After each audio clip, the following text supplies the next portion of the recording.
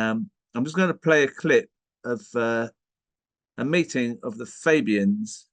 I think it's a winter conference or New Year conference of the Fabians. I've just got this footage. This just before the show, and I'm just going to play it. David Lammy, you should be ashamed. We are 100 days into Israel's indiscriminate bombing campaign against Palestinians. When will you condemn the genocide? How many more children need to die? David Lammy, you have said that Israel has the right to defend itself. Under international law, Israel has an obligation to the people it occupies. Is it fulfilling that obligation by murdering 11,000 children? Is it fulfilling that obligation? He's not a socialist, he's an imperialist. And you lot, Fabian Society, call yourself socialist. Why aren't you voting for an end to the complicity of the Labour front bench with a genocide against the Palestinian people? And with David Lammy, no more complicity with genocide.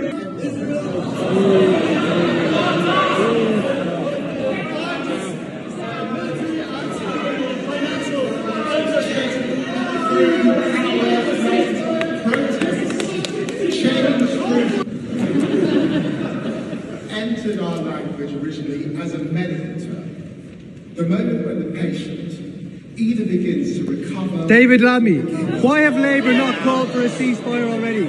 How can you defend standing here on this stage and talking about international law when your party in opposition has not even called for a ceasefire? It is ridiculous. You should be ashamed of yourself. Joining us is Andy Higginbottom, who was involved in the protest, which I have to say did make Sky News and was also in two papers that I looked at this morning. So it definitely made an impression. How are you doing, Andy? Yeah, very good to be on. Thanks for having me. So it's the morning after now. The morning after, how do you feel?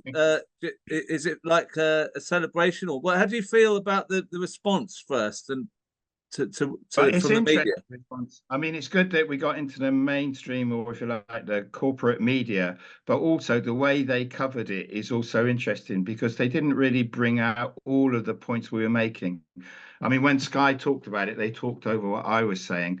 But I mean, I'm very glad. I mean, there was 4 young people and me, basically, and I'm very glad that the oppression of the Palestinian people has been raised, because what Lammy and the Labour Party are now doing is making this whole criticism of Netanyahu, which was also the breaking story yesterday.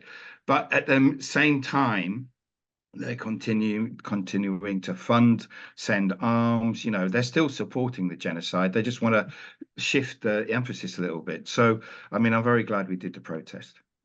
Now, what do you think about his mantra that he kept saying, power not protest? I mean, and then he sort of said, you know, there's things going on, we just got to get into power. He sort of ignored genocide until we get into power. What do you think of that idea? Well, it's pretty obvious that nothing much is going to change. I mean, to the Starmer-Lammy line, it's not going to change foreign policy, and most of the economic policy won't change either, right? So, I mean, he wants power. I mean, it doesn't matter that 30,000 Palestinians already have been killed, that 2 million people in Gaza, you know, are being sort of ethnically cleansed off their land. What matters to him is power, right? And it's interesting what you were saying earlier. I mean, I agree with the contributions about Lenin, but I mean, Lenin is very relevant on this, right? Because we were there in the middle of the city of London, surrounded by this celebration of imperialism, basically. You know, we had Winston Churchill, the Boer War, Duke of Wellington, and so on.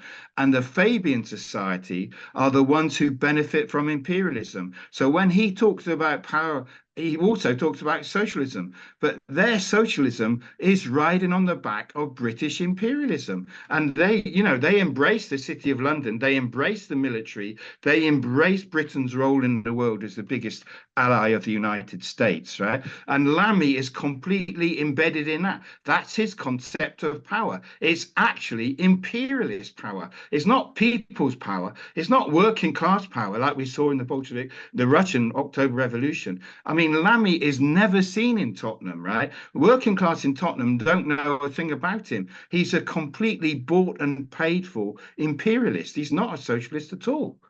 Now, just to finish, because we've got other stuff to talk about on the show, but I'm just wondering, I mean, I could talk for much longer, but is there any campaign to get rid of Lammy, to stand against him? What's happening in Tottenham? You're in the seat. I mean, there's a strong grassroots campaign in Tottenham. It's a real rainbow coalition. We've got Muslim people, we've got socialists, we've got, you know, autonomists, anarchists, young people, elder people. I mean, and really, it's not the majority of the working class. I'm not going to overclaim it, right? But there's got to be a campaign against Lammy. He's actually a rotten constituency MP as well. I mean, people, you know, we've got food banks in Tottenham, and you know what's having Lammy as an MP doing for the working class in Tottenham? It's a very multiracial, very multi-ethnic working class. The question of racism is key in Tottenham. So I think that we need to do a process now where we decide to put Free Palestine at the centre of an election campaign. But it won't be the normal election campaign. It's got to be a really grassroots mobilization, which is going to continue after the election, because it's not only about freeing Palestine, it's breaking British collaboration with this imperialist project.